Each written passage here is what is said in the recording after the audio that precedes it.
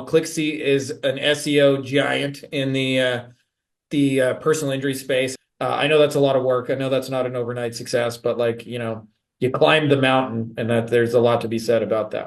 It's true what Diddy says. There's more money, more problems. There is no magic script you get to send. Kind of convince people to do what they already want to do, and they just need a justification for it. Yeah. If you focus on actually helping people and adding value to their lives first, I promise you it'll come back around. Like, I've been broke. I've been there where I had to get a client, but there were times where it probably would have been better had I just had some income at the time so that I didn't have that pressure.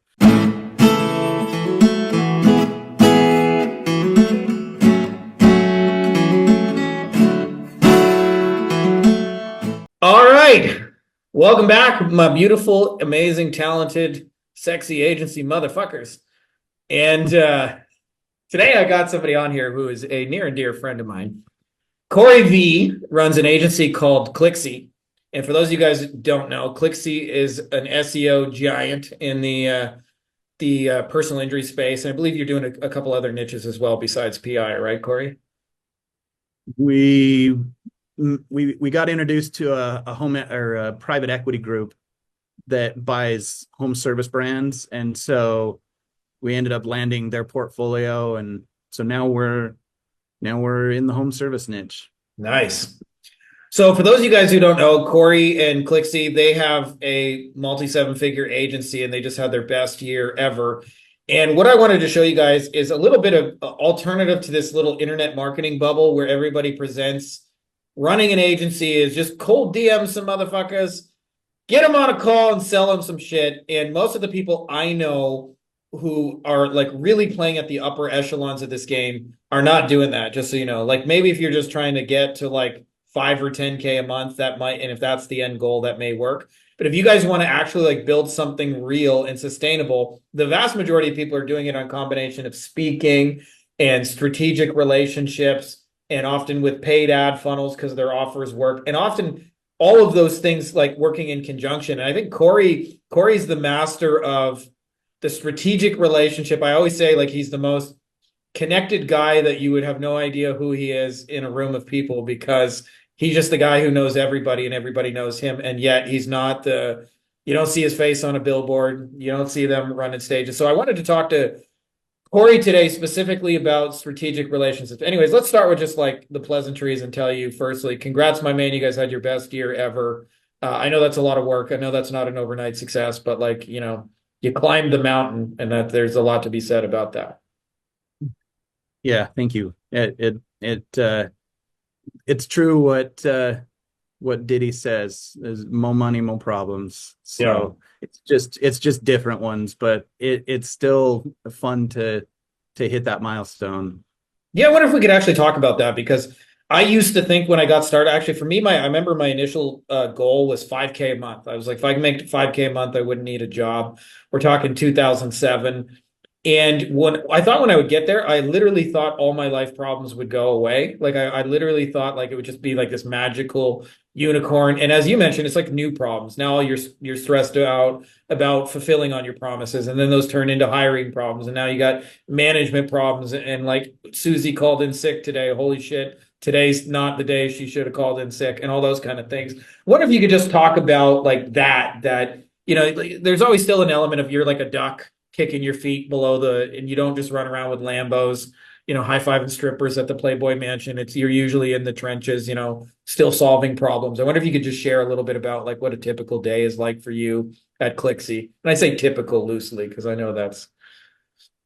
Well, I think we're in a unique moment of growth where this year, some of my goals are going to be to focus on growing through acquiring talent and acquiring agencies. So, we've now kind of hit that threshold where I've got sufficient cash flow and, brand recognition that it makes more sense for us to bring in established businesses, deal flow, and talent than it does for me to try to spend that on just promoting myself more. Because right in the circles I run in, I'm already fairly well known, right? Because we're primarily focused on single event personal injury firms that are doing between 5 and 20 million. Yeah. So we're not doing a whole lot with small 1 and 2 partner firms. Yeah. I think And there's a whole so, lesson in that, but please continue. sure. So I'm in a weird transitory period where right now my typical day sort of vacillates between being a client still involved with my clients and being a CEO. And so I'm kind of having to try to find my way through balancing that. Whereas a year or two ago, I mean, I was primarily just hustling and bootstrapping it and dealing with all my clients. And now I'm having to learn the dynamics of managing a team Yeah. and all that comes with that, and personalities and so on. Ken Artisan used to tell me that was the "Hey, do you got a minute" phase of life, where your That's entire right. day is "Hey, do you got a minute for this? Hey, I need a login for this. I need an access code. What do you want me to do about this? What do you want me to do with that? This person's asking for that." Like that was like pretty much the entire day. Um, Yeah, I had a talk with one of my executives a few weeks ago where I was just like, what I need right now is I need people who figure it out, not people who come to me with the problem. Come yeah, to me with, here's 2 solutions, pick one, yeah, right? yeah, yeah, totally. Yeah. And there's a whole art to that kind of scenario, and I wouldn't say I've definitely got that figured out. But let's talk a little bit about the acquisition side of things, because you're big on something that I'm also big on, which is strategic partnerships and relationships. I have a whole bunch of acronyms I use for these. Sometimes I call them shoe stores or grocery stores or audience owners, but sometimes people call them power partners. But it's connecting with the people in your industry that already have you know legions of your people. I wonder if you could talk about like how you've cultivated those, how you approach those, and really how they're real relationships. They're almost always how you have to give before you get. You have to add value to their world and actually take an interest in them. And it's not just like there is no magic script you get to send to the power partner that goes, okay, here you go. Here's 100 new clients at 10K a month or whatever. But I wonder if you could Yeah. talk about like take me to the beginning of how you approach the partners that you've built up over the years. Yeah. Yesterday, I was just mindlessly scrolling for a few minutes, and I came across one of those clips from The Wolf of Wall Street where he figures out that he can sell penny stocks, right? And of course, I've heard Jordan go on about his sales scripts and things, and it makes me laugh because that stuff only works in like penny stocks or something where Transactional greed, stuff.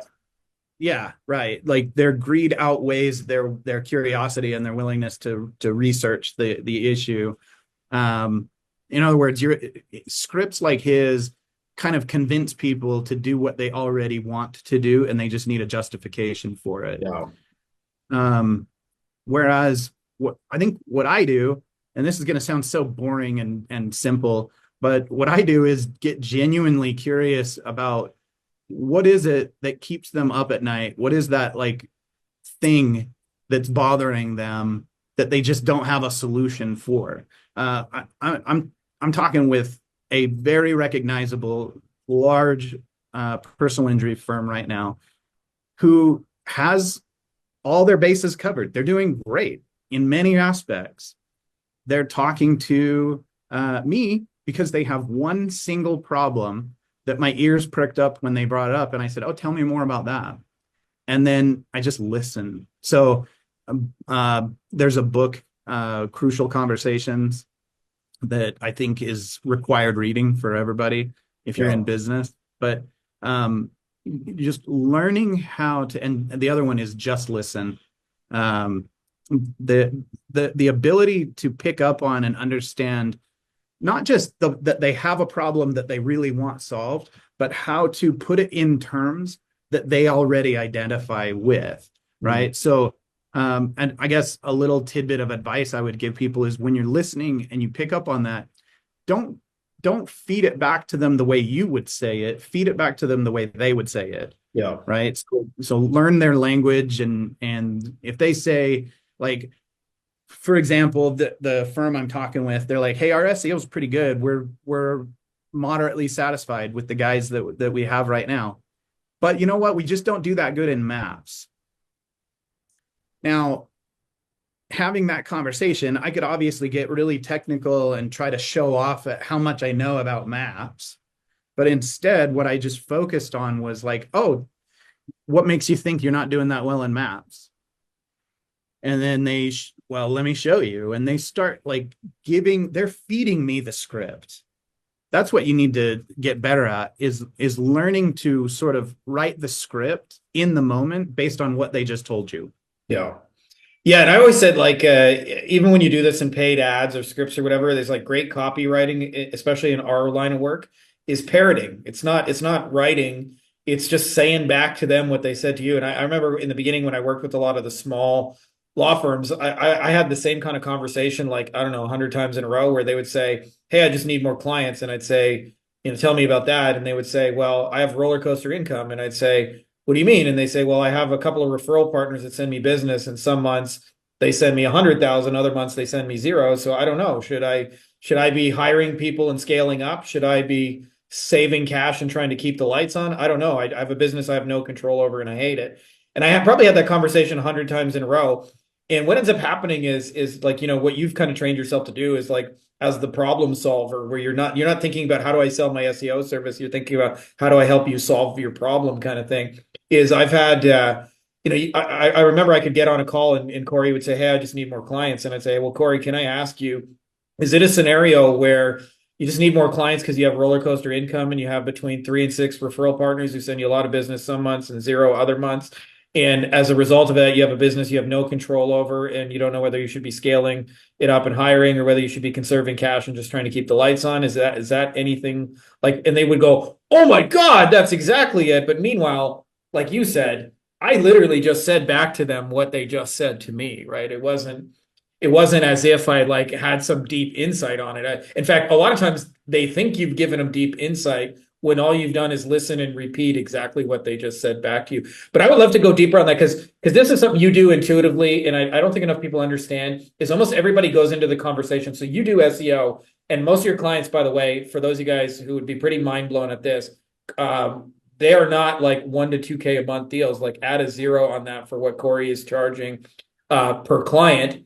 And it doesn't start with SEO. And let me tell you about, optimizing and all those things. It starts with the problem of like, what are you actually trying to do in your business? How have you trained yourself to be able to kind of identify those things? Because you mentioned, I heard a problem and my ears perked up, and you've developed what I would call this deep listening and asking questions and getting curious. But how could anyone else kind of out there like kind of cultivate that? Because I'm sure you weren't born with that like kind of innate skill set. It's something you probably developed and cultivated over time. Yeah, and I don't know how to. I mean, I could probably bore you with like my whole childhood trying to figure out where I developed that skill, but I think if I were to try to boil it down to a few um like turning points in my career, like I remember, for example, a lot of the things I've learned have been getting my ass kicked and getting chewed out, Yeah. right? So like for example, I had one of my clients in Las Vegas, big injury firm there, Richard Know Harris, that one. and sitting in a reporting meeting. At this time, we used to actually go quarterly and fly out to Vegas and meet with his team. So we're sitting in the conference room. Rick notoriously will come in 15 minutes late in jeans and a button-up shirt that's untucked and everything. And he walks in the room, and he's real just loose and jovial and everything. And he's like, "Hey, I heard this thing the other day that Google's doing something or the other, and should we be doing XYZ about it?" And he went around the room and everyone was like, "Oh yeah, that's a really good idea. Like, we could totally do that." And that's what I said too. I've said, "Yeah, absolutely we could." And then he just went, "Why the hell am I paying all of you guys to come up with, like, why am I coming up with the ideas? You guys are all getting paid to think about my business, so I don't." And I went, holy shit, he's right. And from that point forward, I went back to the drawing board with my company and I told everybody, I said, our job is to think about their business so they don't have to. Right. And so it started to become a core principle in how we do everything. So when when a client asks for a mock-up of a design, I'm like, how are you thinking about their business so they don't have to? So they don't have to be the one who comes up with the idea or the suggestion. And so I could probably sit and come up with another 5 or 6 principles like that that have just been learned from Yeah. getting punched in the nose. Yeah, yeah, I feel you on that front. Part of it is being proactive, like you said earlier. Like when you're on the other side of it, it becomes really, really obvious, I think, as well. Like when you have employees, you don't want employees to bring you problems and you to have to decide that you want them to bring you solutions and to just tell me A or B. And so there's an element of like, it's true when for your clients too, is they want somebody proactive who's bringing them solutions even before they ask and just saying A or B, tell me which way to go kind of thing. And there's a real magic to that. Also, I feel like most people, if you could play their internal dialogue, kind of what we would be talking about here, is are kind of like thinking about themselves and their services to the point where they're not actually hearing what the other person is saying and what they're trying to do.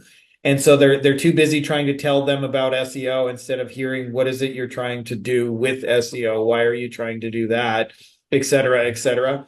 I wonder if we could switch gears here because I don't want to keep you super long. I know you got a busy day and life has been a little hectic for you lately. When is it not though? When you got an agency your size.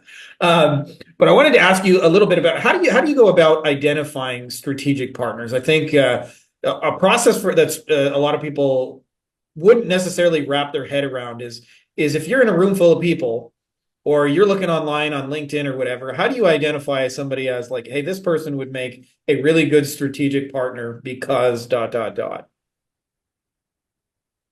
Um, I probably should do more of what you just described, the LinkedIn thing. And I would say the majority of my strategic partnerships come from live events, showing up and being there.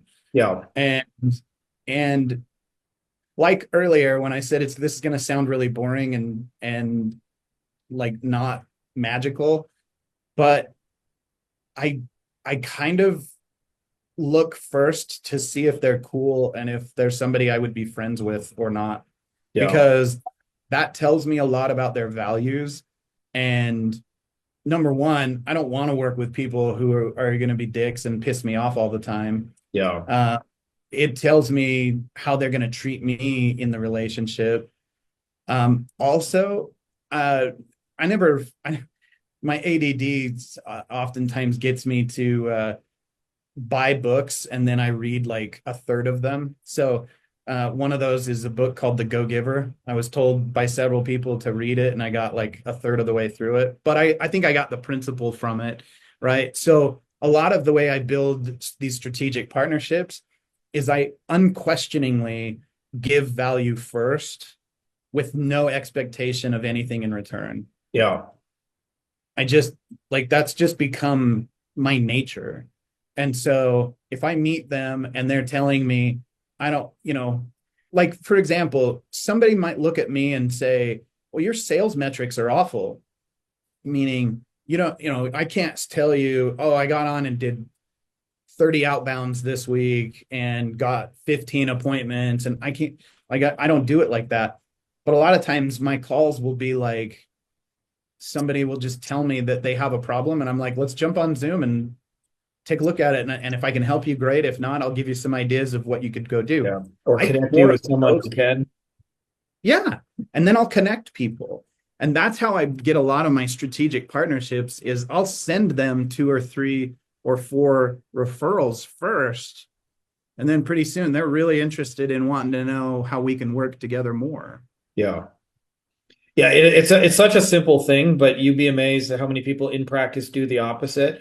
Especially, I feel like a lot of people in our space are coming from such like short-term scarcity minded where I need to get a fucking client like right fucking now, like what's the message? And then what ends up happening is as somebody who's been doing this now, like helping agency owners for probably like 6, 7 years, I have the same conversations with people like a year later where they go, okay, but just tell me the one thing I got to do to get a fucking client right fucking now. And you're like, hey, listen, if you focus on like actually helping people and adding value to their lives first, I promise you it'll come back around. Maybe not instantaneously, but we're not talking years. We're talking like weeks and months.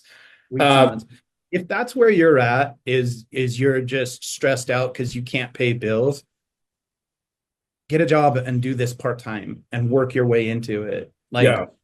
I want everyone to have the dream and be all that you want to be, but there's also a place for practical common sense. You know what I mean? Yeah. And so, like, I've been broke. I've been there where I had to get a client, but there were times where, it probably would have been better had I just had some income at the time so that I didn't have that pressure. Yeah. And then focus on these long-term valuable tactics like building real relationships.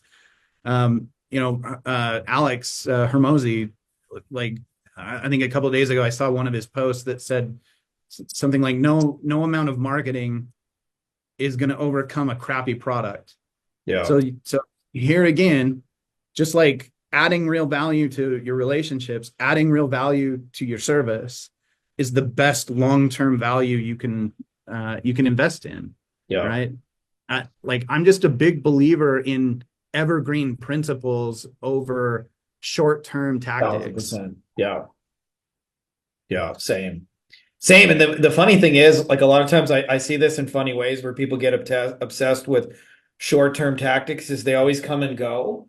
And then what happens is they end up totally lost. So I remember there's a guy named Keith Krantz who does Facebook ads, and he still does them. And he was doing a thing for a while on his ads where to get people to stop scrolling, he would have a video and he would furiously wave his hands. And then what ended up happening is in my news feed, like 150 other marketers all copied that thing. And so they all started going like this, and it just became noise, right? Where you just scroll. No, I ignore it. But if you understand the principle of like, hey, I have to do something to get somebody's attention to stop them from scrolling even before they read the ad, you can come up with 100,000 ideas to do that. But if you're locked into the, hey, I have to do the hand waving tactic, all of a sudden when it stops working, you're left in a sea of confusion, which I'm a big believer in what you described, these kind of changing principles. I learned that lesson in the worst way. In 2011, this is actually one of the ways that we got into the personal injury niche. In 2011, my business partner figured out how to manipulate Google's auto suggest, and so we got introduced to a bunch of law firms that all wanted us to put them in the auto suggest. And at one point, we were doing like $300,000 a month in retainers for doing that. And then August 24th of 2014, I woke up one morning and in our project management, I got this message and it said, all the keywords are gone. We had some 3,000 keywords ranking in the auto suggest. Google made a change, business gone overnight. Yeah. And so, yeah, like you can't build a business on a tactic because not permanently anyway. It's not permanently, right? You can build revenue on a tactic, but not a business. Yeah. Yeah, and it's funny because so many people do all these things and try and cheat it, and eventually you just realize, like, it's a lot easier if I just help people. For real. Like, if I just help people, it's the most sustainable long-term thing there actually is. So I love what you're sharing here.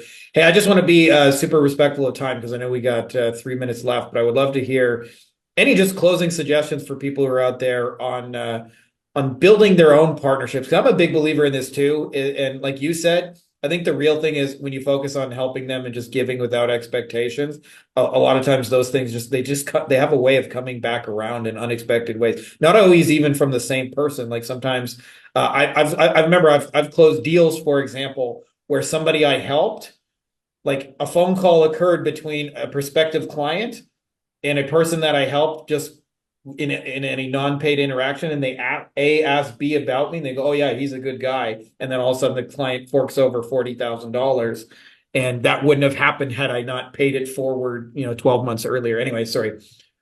I'm giving you the floor, my man, just to share any nuggets of Oh, wisdom on that. yeah. Um, I mean, I think a lot of those types of scenarios, I've had those where it came back around, and it was always because I did something in the moment that I didn't necessarily have to do, such as like, there's been times where, look, we're not perfect at getting results. Sometimes, for whatever reason, it's just not working, or it's not working as well as we had hoped. Uh, and so there's been times where I've just said, hey, we're going to give you your money back. Or we just had a client where my team made a mistake. We screwed up. To a certain extent, it was our fault. And we just said, you know what, we're going to credit your services for 3 months.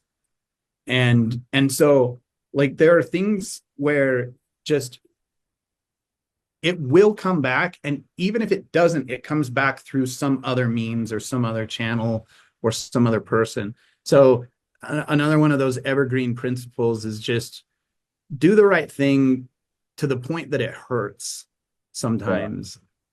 And like there, whether you believe it as karma or just people being good, and I believe people are good generally.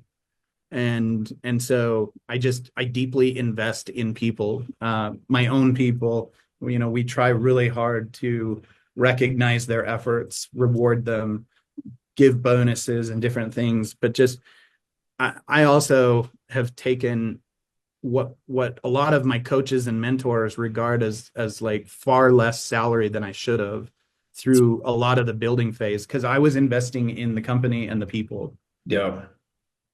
Yeah. Just it's just long-term versus short-term thinking is the best advice I can give people. But you talked about the overnight success.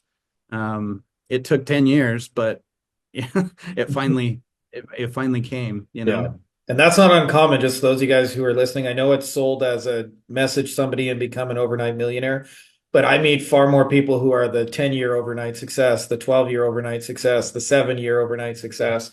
That's a far more common thing where, when it finally clicks, it clicks, but now it's not built on a foundation of sand. Because the other thing I've seen is what I call uh, the 12-month hero run, where I see these internet marketers who have a short-lived period of success and then, tactic changes or whatever and fall off a cliff. Anyways, my man, I just want to say we appreciate you here coming on and doing this. Any stuff you want to give a shout out? Maybe you can give a shout out to your agency for those of you guys who are interested in working with Corey.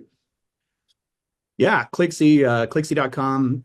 It is, like I mentioned earlier in the conversation, a year for me to focus on acquiring talent and agencies. So if you've considered selling your agency, I'm primarily looking for agencies that are under 2 million Yeah. in gross, and I'm looking for talent. So people who are badasses at SEO, local SEO, PPC. We're interested in chatting. All right. Cool, my man. We appreciate you. Hey guys, if you like this video, you may also like my best-selling book here, Beyond the Agency Box. It is all about scaling a digital marketing agency while eliminating meetings and phone calls. We actually sell our stuff phoneless. We don't have any client meetings, and we also hire our team entirely without meeting phone calls, which allows us to, actually kind of live a life. I've laid out the entire blueprint in everything you need to know: getting clients, onboarding, setting expectations, scaling, building a team, you name it. It has been a bestseller on Amazon now for over 5 straight years, but now you can get it even cheaper than you can get it on Amazon. So I can't tell you the exact price because it may change when this video is released, but there should be a link to it below, either in the description of the video or as well as a pinned comment. So if you're interested in that, check out that video and you can get a copy for super cheap.